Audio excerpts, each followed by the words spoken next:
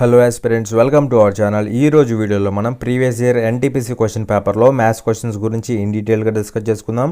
ఈ ఎగ్జామ్ వచ్చేసి ఎప్పుడు జరిగిందంటే 6th April 2021 అయితే జరిగిందనమాట.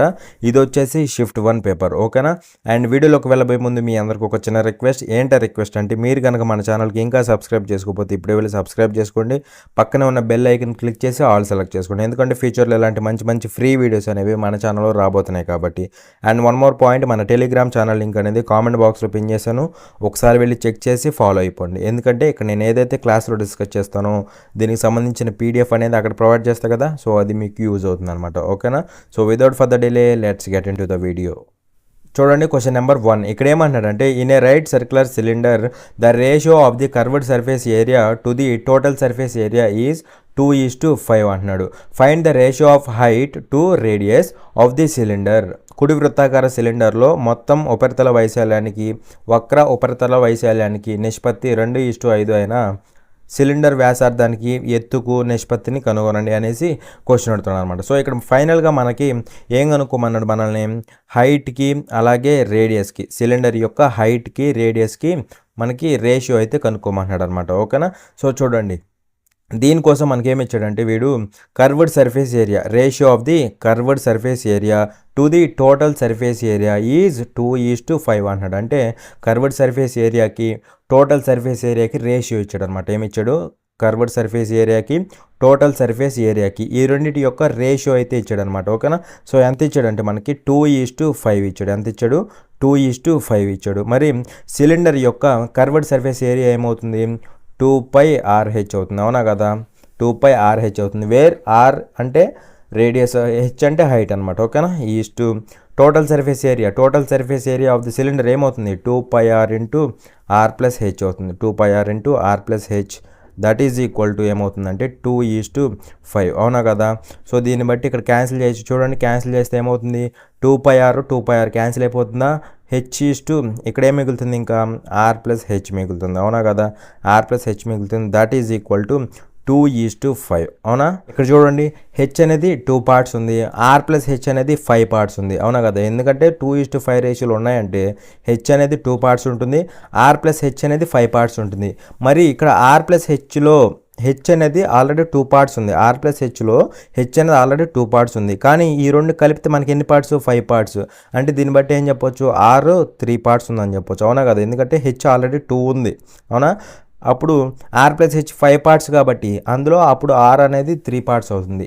లేదనుకుంటే దీన్ని ఎలా రాసుకోవచ్చు, h by r plus h is equal to 2/5 రాసుకోవచ్చు. అలా చేసినా సరే మనకి ఆర్కి హెచ్కి రేషియో వచ్చేస్తుంది, ఓకేనా. లేదంటే డైరెక్ట్గా ఇక్కడ హెచ్ 2 ఉంది కాబట్టి ఆర్ ప్లస్ హెచ్ 5 ఉంది కాబట్టి ఆర్ 3 అయిపోతుంది ఆటోమేటిక్గా. ఇలా తీసుకున్నా సరే ప్రాబ్లం లేదనమాట, ఓకేనా.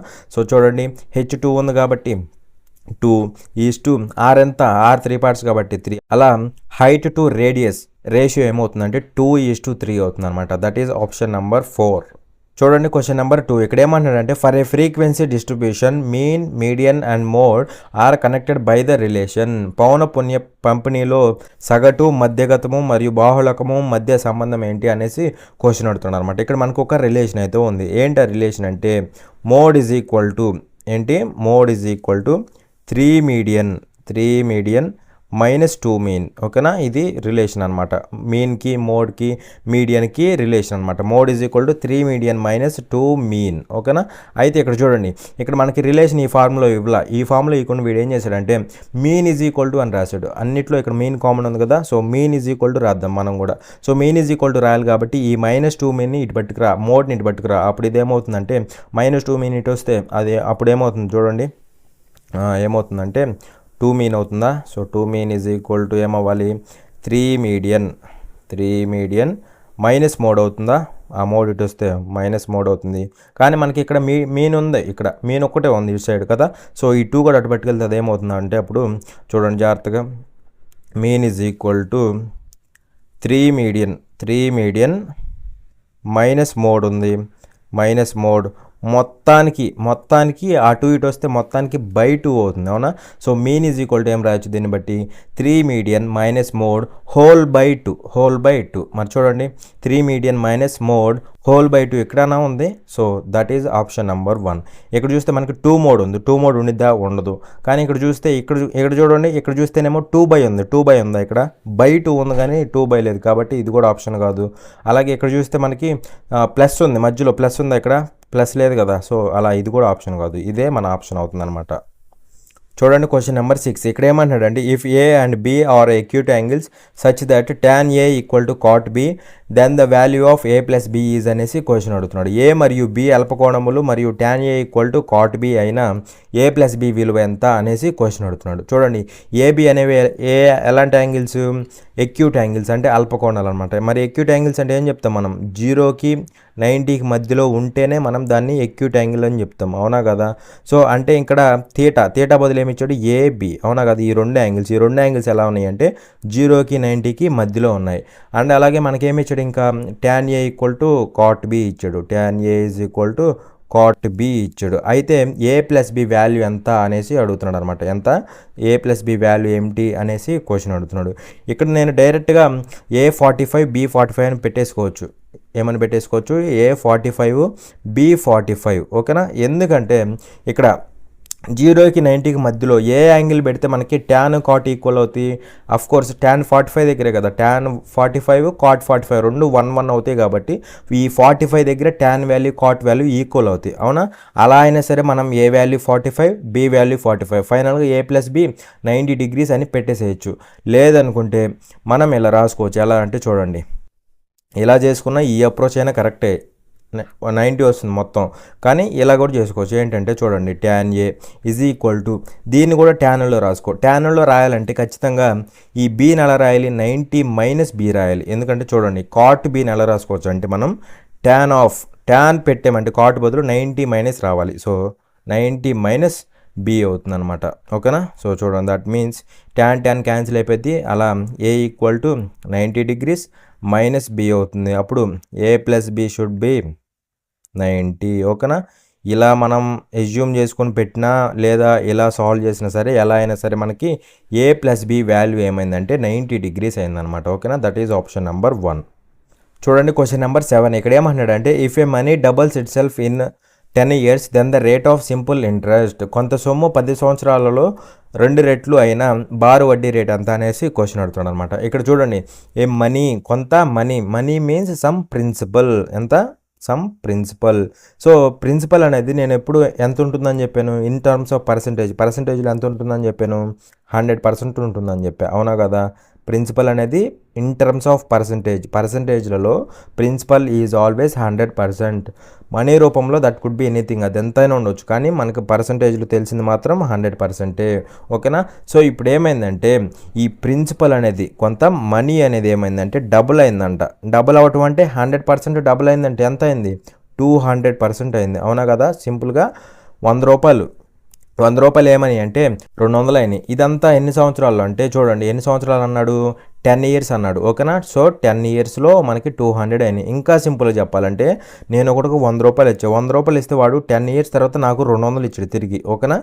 సో 100 రూపాయలు ఇచ్చేవాడికి వాడు తిరిగి నాకు 200 ఇచ్చాడు. అంటే ఈ 100 మీద, నేను ఇచ్చిన 100 మీద ఇంకొక 100 ఎక్స్ట్రా వేసి ఇచ్చాడు. ఈ ఎక్స్ట్రా 100 ఏమవుతాయి అంటే వాడు ఈ 10 years ఉంచుకున్నందుకు వాడి దగ్గర ఇంట్రెస్ట్ కలిపిచ్చాడు అనమాట, ఓకేనా. సో 10 yearsకి కలిపి వచ్చిన ఇంట్రెస్ట్ ఇది అనమాట, ఈ ఎక్స్ట్రా 100% అనేది, అర్థమైందా. సో ఇది సింపుల్ ఇంట్రెస్ట్ కాబట్టి ఇంట్రెస్ట్ అనేది కాన్స్టెంట్గా ఉంటుంది, ఓకేనా. సో సింపుల్ ఇంట్రెస్ట్ కాబట్టి ఇంట్రెస్ట్ అనేది కాన్స్టెంట్గా ఉంటుంది. మరి 10 yearsలో 100% వచ్చిందంటే 1 yearకి ఎంత రావాలి, 1 yearకి ఎంత రావాలంటే ఖచ్చితంగా 10 ఇక్కడ 1 టైం పోతుంది, ఇక్కడ 10 times పోతుంది. అలా 1 yearకి 10% ఇంట్రెస్ట్ రావాలి, అర్థమైందా. ఇక్కడ క్యాన్సిల్ చేస్తే అర్థమవుతుందో లేదో చూడండి. ఇదిగో 10 yearsకి 100% వచ్చింది. అప్పుడు ఖచ్చితంగా 1 yearకి ఎంత రావాలి, 1 yearకి ఖచ్చితంగా 10% రావాలి, అవునా కదా. మరి 1 yearకి ఎంత పర్సెంట్ ఇంట్రెస్ట్ వస్తుందో దాన్ని మనం ఏమంటాం, రేట్ ఆఫ్ ఇంట్రెస్ట్ అంటాం. ఏమంటాం, రేట్ ఆఫ్ ఇంట్రెస్ట్. 1 yearకి ఎంత పర్సెంట్ ఇంట్రెస్ట్ వస్తుందో దాన్నే మనం రేట్ ఆఫ్ ఇంట్రెస్ట్ అంటాం. ఇక్కడ మనకి 1 yearకి 10% ఇంట్రెస్ట్ వస్తుంది కాబట్టి రేట్ ఆఫ్ ఇంట్రెస్ట్ ఏమవ్వాలి, 10% అవ్వాలి. రేట్ ఆఫ్ ఇంట్రెస్ట్ ఏమవ్వాలి, 10%. ఇక్కడ 10 ఇయర్స్కి 100% కాబట్టి 1 ఇయర్కి 10% ఎందుకు వచ్చింది? దిస్ ఈజ్ సింపుల్ ఇంట్రెస్ట్ కాబట్టి ప్రతి సంవత్సరం 10 10 10 10 అలా 10 ఇయర్స్కి 10 × 10 100% వచ్చింది అనమాట. ఓకేనా? సో అలా రేట్ ఆఫ్ ఇంట్రెస్ట్ ఏమైందంటే 10%. చూడండి క్వశ్చన్ నెంబర్ 9 ఇక్కడ ఏమంటున్నాడంటే if A:B = 2:5, B:C = 5:8, C:D = 8:11 then A:D is అనేసి క్వశ్చన్ అడుగుతున్నాడు అనమాట. ఇక్కడ ఫైనల్గా ఏకి డీకి రేషియో కట్టమన్నాడు. దానికోసం ఏమి ఇచ్చాడంటే చూడండి A:B ఇచ్చాడు. A:B ఎంత అంటే 2:5 ఇచ్చాడు. అలాగే B:C ఏమి ఇచ్చాడంటే 5:8 ఇచ్చాడు. In the same way C:D ఏమి ఇచ్చాడంటే 8:11 ఇచ్చాడు. అవునా కదా? ఇవి ఇచ్చేసి మనల్ని ఫైనల్గా ఏకి డీకి రేషియో ఫైండ్ అవుట్ చేయమంటున్నాడు. ఇక్కడ చూస్తే ఏ తర్వాత బి ఉంది అంటే బీతో ఎండ్ అయింది. ఇక్కడ బి తర్వాత సి అంటే బీతో స్టార్ట్ అయింది. ఓకేనా? బీతో ఎండ్ అయింది, బీతో స్టార్ట్ అయింది. ఇన్ ద సేమ్ ఇక్కడ కూడా అంతే, సితో ఎండ్ అయింది, సితో స్టార్ట్ అయింది. అలా ఇలా కంటిన్యూటీ ఉంది కాబట్టి డైరెక్ట్గా ఫస్ట్ వాల్యూ ఇక్కడ లాస్ట్ వాల్యూ ఈ రెండింటికి రేషియో కట్టేసేయచ్చు. అంటే ఏకి డీకి రేషియో కట్టేసేయచ్చు. అవునా కదా? సో ఇంకా సింపుల్గా చెప్పాలంటే ఇదిగోండి ఆపోజిట్ సైడ్లో ఉండే వాటిని క్యాన్సిల్ చేసుకోవచ్చు. అలా బీబీ క్యాన్సిల్ అయిపోయింది, సిసి క్యాన్సిల్ అయిపోయింది. ఫైనల్గా ఏడి రెండింటికి రేషియో వచ్చింది అనమాట. ఇలా అయినా చేయొచ్చు. సో ఎలా చేసినా సరే ఫైనల్గా మనం ఏకి డీకి రేషియో ఫైండ్ అవుట్ చేయాలి. సో ఈ రేషియో ఫైండ్ అవుట్ చేయడానికి మనకి కొన్ని టెక్నిక్స్ ఉంటాయి కదా, ఆ టెక్నిక్స్ని కనుక మనం ఇక్కడ వాడితే మనం కాంప్లికేట్ చేసుకున్న వాళ్ళం అవుతాం. ఎందుకంటే చూడండి ఇక్కడ మీరు క్లియర్గా అబ్జర్వ్ చేస్తే రెండిట్లో బి కామన్గా ఉంది. అవునా? అలాగే ఇక్కడ వాల్యూస్ ప్రకారం చూస్తే బి వాల్యూ 5 సేమ్గా ఉంది. అవునా? ఇక్కడ బి కామన్గా ఉంది, బి వాల్యూ కూడా సేమ్ ఉంది. అవునా? ఇన్ ద సేమ్ వే ఇక్కడ సి రెండిట్లో కామన్గా ఉంది. అలాగే దీని యొక్క వాల్యూ కూడా సేమ్ ఉంది, 8 ఉంది.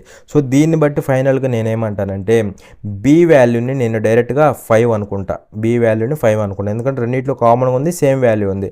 అలాగే సి వాల్యూ డైరెక్ట్గా 8 అనేసుకుంటా. ఓకేనా? ఇన్ ద సేమ్ వే ఇప్పుడు నేనేమంటానంటే ఏ 2 అయిపోయిద్దా, ఎందుకంటే బి 5 అయినప్పుడు ఏ 2 అయిపోయింది. అలాగే డి ఏమవుతుంది, డి 11 అయిపోతుంది, ఎందుకంటే సి 8 అయిపోయింది కదా, అలా డి 11 అవుతుంది.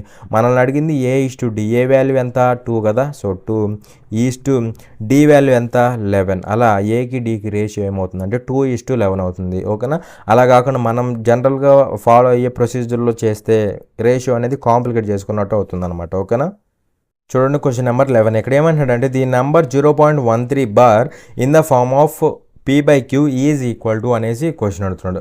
అంటే సింపుల్గా మనకి 0.13 బార్ని ఫ్రాక్షన్లో ఎలా రాయగలం అనేసి క్వశ్చన్ అడుగుతున్నాడు అనమాట. సో ఇలా బార్స్ ఉన్న వాటిని ఫ్రాక్షన్లో రాయడానికి మనం ఏం చేస్తాం, first of all point bar ఎత్తేసి నెంబర్ ఏదైతే ఉందో అది ఎగ్జాక్ట్గా రాసేసాయి. పాయింట్ బార్ ఎత్తేస్తే నెంబర్ ఏముంటుంది 013. అవునా కదా? పాయింట్ బార్ ఎత్తేస్తే 013 ఉంటుంది. 013 అంటే 13. అవునా? సో 13 మైనస్ తర్వాత ఏం రాస్తారంటే ఏ వాల్యూని సబ్ట్రాక్ట్ చేయాలంటే బార్ దేనికైతే లేదో ఆ వాల్యూని సబ్ట్రాక్ట్ చేయండి. ఓకేనా? సో బార్ ఇక్కడ 0కి లేదు కాబట్టి 0 సబ్ట్రాక్ట్ చేసే. ఓకేనా? సో -0 బై అనగానే మనకు గుర్తు రావాల్సింది ఏంటంటే పాయింట్ తర్వాత. ఓకేనా? బై అనగానే గుర్తు రావాల్సింది ఏంటంటే పాయింట్ తర్వాత ఎన్ని డిజిట్స్కి బార్స్ ఉంటాయో అన్ని 9s రాయాలి. ఇక్కడ చూస్తే పాయింట్ తర్వాత 2 డిజిట్లకి బార్ ఉంది కాబట్టి 2 9లు రాయి. ఓకేనా? 2 9లు రాయి. తర్వాత దీని పక్కన ఏం చేయాలంటే పాయింట్ తర్వాత ఎన్ని డిజిట్స్కి అయితే బార్లు ఉండవో అన్ని జీరోస్ పెట్టాలి. మరి ఇక్కడ చూస్తే పాయింట్ తర్వాత బార్ లేనివి ఏమీ లేవు కాబట్టి జీరోస్ పెట్టకూడదు. ఓకేనా? పాయింట్ తర్వాత 2 డిజిట్స్కే బార్ ఉంది కాబట్టి 2 9s రాసాము. ఒకవేళ ఏమన్నా పాయింట్ తర్వాత డిజిట్స్కి బార్ లేకపోతే అన్ని జీరోస్ పెట్టేవాళ్ళం, కానీ అలా లేదు కదా కాబట్టి దీంతో వదిలేస్తాం. దట్ ఈజ్ ఈక్వల్ టు ఏమవుతుందంటే 13/99 అవుతుంది. కావాలంటే క్యాలిక్యులేటర్ తీసుకోండి, కొడితే మనకి 13/99 వస్తుంది అనమాట. That is option number 3. చూడండి క్వశ్చన్ నెంబర్ 14 ఇక్కడ ఏమంటున్నాడంటే the product of 2 positive numbers is 972 and their quotient is 4/3 the numbers are అనేసి క్వశ్చన్ అడుగుతున్నాడు అనమాట. 2 ధనాత్మక సంఖ్యల లబ్ధము 972 మరియు వాటి భాగఫలము 4/3 ఆ సంఖ్యలు అనేసి క్వశ్చన్ అడుగుతున్నాడు అనమాట. చూడండి 2 పాజిటివ్ నెంబర్స్ ఉన్నాయి, లెట్ us సే AB అనుకుందాం. వాటి యొక్క ప్రోడక్ట్ ఎంత అంటే 972. ప్రోడక్ట్ నథింగ్ బట్ మల్టిప్లికేషన్ అనమాట. ఓకేనా? అది 972 అండ్ దేర్ కోషంట్ ఈజ్ 4/3 అంటున్నాడు. కోషంట్ అంటే ఏం లేదు, ఒక నెంబర్ని ఇంకొక నెంబర్తో డివైడ్ చేస్తే మనకు కొంత వాల్యూ వస్తుంది కదా. అంటే సింపుల్గా చెప్పాలంటే సపోజ్ ఒక నెంబర్ 10 అనుకో, దీన్ని 2 పెట్టి డివైడ్ చేస్తే మనకి ఏమొచ్చింది 5 వచ్చిందా. అలా 5 అనేది కోషంట్ ఇక్కడ. ఓకేనా? ఇన్ ద సేమ్ వే ఇక్కడ కూడా అంతే. ఏని నేను బీతో డివైడ్ చేస్తే నాకు కొంత వాల్యూ వచ్చింది. ఆ వాల్యూ ఎంత అంటే 4/3 అనమాట. ఓకేనా. సో అలా A/B ఎంత అంటే 4/3. మళ్ళీ చాలామంది డౌట్ ఏంటి డౌట్ అంటే A/B ఎందుకు చేశారు, B/A చేసుకోవచ్చు కదండి. చేయొచ్చు, ఎలా చేసినా సరే వచ్చే నెంబర్స్లో ఏ మార్పు ఉండదు అనమాట. ఓకేనా. సో అది. సో ఇక్కడ చూస్తే మనకి ఏ వాల్యూ ఎలా రాసుకోవచ్చు, A ఈక్వల్ టు ఈ B ఇటు వెళ్తే 4B/3 అవుతుందా. ఈ ఏ వాల్యూ తీసుకెళ్ళి ఇక్కడ సబ్స్టిట్యూట్ చేస్తే మనకి ఏమవుతుందంటే ఏ బదులు 4B/3 ఇంటూ బి ఉందా, ఆ ఇంటూ బి బదులు బి ఇక్కడ ఇంకోటి ఉంది కాబట్టి B² అయిపోతుంది. ఓకేనా. So that is equal to 972 అవుతుందా. సో ఇక్కడ క్యాన్సిల్ చేస్తే ఏమవుతుంది చూడండి. క్యాన్సిల్ చేస్తే 4 ఇక్కడ 1 టైము, 4 రోళ్ళు 8, 1 క్యారీ 17 అవుతుందా. 4 4 16, 1 క్యారీ, 4 3 12 సరిపోతుందా. 243 టైమ్స్ అయితే పోతుంది. అలా B² ఈక్వల్ టు 243 ఇంటూ 3 రాసుకుంటా. ఓకేనా. So that is equal to ఇక్కడ నేనేం చేస్తానంటే దీన్ని ఎలా రాసుకోవచ్చు, 81 ఇంటూ 3 రాసుకోవచ్చా. 3 ఇక్కడ ఒక 3 ఉంది, మళ్ళీ దీని 243నేమో 81 ఇంటూ 3 రాసా, మళ్ళీ ఇంకొక 3 ఉంది అవునా, ఇంకొక 3 కాబట్టి 3² రాసుకుంటా. B² ఈక్వల్ టు 81 ఇంటూ 3² అనమాట. మరి దీన్ని బట్టి B వాల్యూ ఏమవ్వాలి, B వాల్యూ అనేది రూట్ ఆఫ్ ఈ వాల్యూ. మరి రూట్లోంచి 81 బయటకు వస్తే 9 వచ్చిద్దా, ఇంటూ రూట్లోంచి 3² బయటకు వస్తే ఏమవుతుంది, 3 బయటకు వస్తుంది అవునా కదా. సో అలా B వాల్యూ ఏమవుతుందంటే 9 3 27. ఓకేనా. B value 27. మరి B 27 అయితే ఏ వాల్యూ ఏమవ్వాలి, 4 ఇంటూ B వాల్యూ 27/3. ఓకేనా. సో 3 1 3 9. అలా ఏ వాల్యూ ఏమైందంటే 4 9 36. అలా నెంబర్స్ ఏమైందంటే 36 1 27 1. ఓకేనా. లేదు ఇందాక చెప్పినట్టు మీరు B/A ఇలా తీసుకున్నా సరే మీకు ఇవే నెంబర్స్ వస్తాయి, నెంబర్స్లో ఎలాంటి మార్పు ఉండదు అనమాట. ఓకేనా. సో అలా మన ఆప్షన్ ఏమవుతుందంటే 36 27. ఎక్కడ ఆప్షన్ 2 అయినా కదా. చూడండి క్వశ్చన్ నెంబర్ 22. ఇక్కడ ఏమంటాడంటే if the selling price of 10 pence is equal to cost price of 15 pence then the gain percentage is అనేసి క్వశ్చన్ అడుగుతున్నాడు. 10 పెన్నులు కొన్న వెల 15 పెన్నుల అమ్మిన వెలకు సమానమైన లాభ శాతం ఎంత అనేసి క్వశ్చన్ అడుగుతున్నాడు అనమాట. ఇక్కడ చూడండి సెల్లింగ్ ప్రైస్ ఆఫ్ 10 pence. ఓకేనా. సో ఒక్కొక్క pen cost selling price SP అనుకుంటున్నా. ఒక్కొక్క పెన్ యొక్క సెల్లింగ్ ప్రైస్ ఎంత అంటే SP అనుకుంటున్నా. అప్పుడు 10 pence యొక్క సెల్లింగ్ ప్రైస్ ఏమవ్వాలి, 10 ఇంటూ SP అవ్వాలి అవునా. So this is equal to అంటున్నాడు కదా, equal to cost price of 15 pence. 15 pence యొక్క కాస్ట్ ప్రైస్కి ఈక్వల్ అవుతుంది.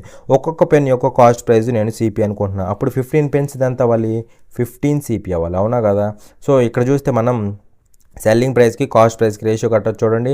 5 ఇక్కడ 2 times పోతుంది, 5 ఇక్కడ 3 times పోతుంది. దీన్ని బట్టి SP selling price by cost price ratio కడితే ఏమవుతుంది, ఈ CP ఇటు వచ్చింది కదా, ఇక్కడ 3 ఉంటుంది, ఈ by2 వస్తుంది అనమాట. సో 3/2 అవుతుంది. ఇంకా సింపుల్ చెప్పాలంటే నేను కాస్ట్ ప్రైస్ 2 parts అవుతుంది, ఇక్కడ సెల్లింగ్ ప్రైస్ 3 parts కదా. సో ఇక్కడ మనల్ని ఏమడుతున్నాడు, గెయిన్ పర్సంటేజ్ అంటున్నాడు. మనకి లాభ శాతం ఎంత వచ్చింది అంటున్నాడు అనమాట. చూడండి నేను 2 కొన్నాను, 3 రూపాయలకి అమ్మాను అంటే 1 రూపాయి ఎక్స్ట్రా కమ్మే. ఎంత మీద, 2 రూపాయల మీద కాబట్టి by2. 2 మీద 1 ఎక్స్ట్రా కమ్మే కదా 1 రూపాయికి.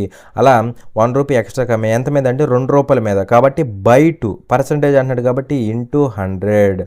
సో క్యాన్సిల్ చేస్తే ఏమవుతుందంటే 2 1 time 2 50 times. అలా 50% అనేది గెయిన్ పర్సంటేజ్ అవుతుంది. ఇంకా సింపుల్ చెప్పాలంటే చూడండి gain percentage is equal to వచ్చిన గెయిన్ బై దేని మీద అంటే చూసేది మనం కాస్ట్ ప్రైస్ మీద చూస్తాం, ఇంటూ 100 చేస్తే గెయిన్ పర్సంటేజ్ అవుతుంది. వచ్చిన లాభము బై కాస్ట్ ప్రైస్ ఇంటూ 100 చేస్తే మనకు అయిపోతుంది. చూడండి ఇక్కడ మనకు 1 రూపీ లాభం వచ్చింది, ఎంత మీద, కాస్ట్ ప్రైస్ 2 కదా, by2 ఇంటూ 100 చేస్తే 50% అనేది మనకి గెయిన్ పర్సంటేజ్ లేదా ప్రాఫిట్ పర్సంటేజ్ వచ్చింది అనమాట. That is option number 4.